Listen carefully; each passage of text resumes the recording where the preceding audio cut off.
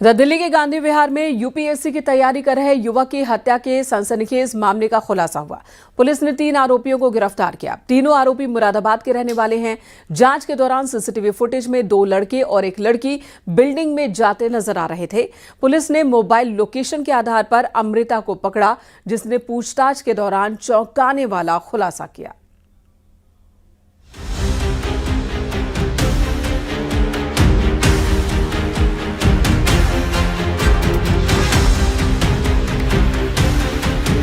पहले दोस्ती, फिर प्यार और अंत में काम तमाम। दिल्ली में दिल, दोस्ती और मर्डर की सनसनीखेज वारदात से हर कोई सन्न है, क्योंकि प्रतियोगी परीक्षा की तैयारी कर रहे एक छात्र की मौत की जब जांच हुई तो हर कोई हैरान रह गया। पुलिस के मुताबिक प्रतियोगी परीक्षा के छात्र की नृशंस हत्या को हादसा दिखाने की सनसनीखेज साजिश रची गई।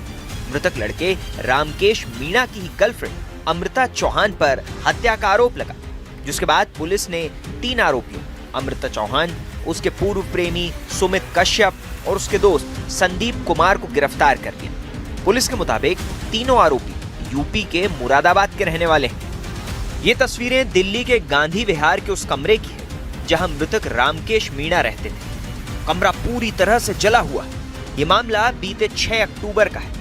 शुरुआत में जानकारी मिली थी कि एसी ब्लास्ट हुआ है और आग बुझाने के बाद पुलिस को रामकेश मीणा का झुलसा हुआ शव मिला।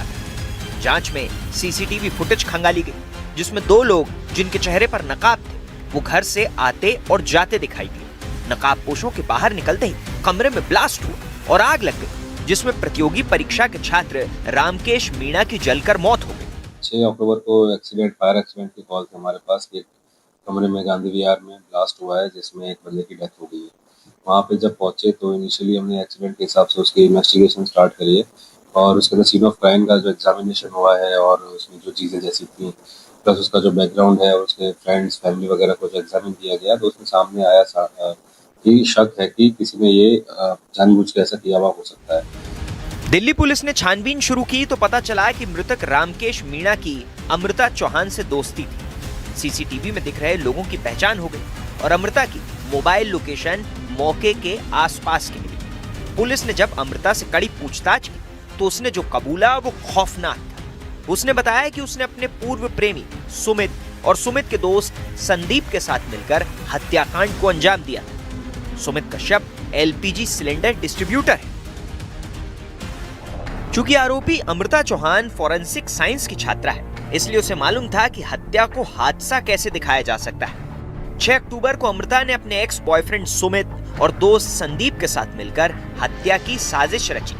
तीनों ने पहले रामकेश मीणा का गला घोंटा, फिर तेल और शराब डालकर कमरे में आग लगा दी। पुलिस की पूछताछ में आरोपी अमृता चौहान ने बताया कि मृतक रामकेश मीणा ने उसकी अश्लील फोटोज और वीडियो बनाई थी और उसे लैपटॉप में रखा हुआ था।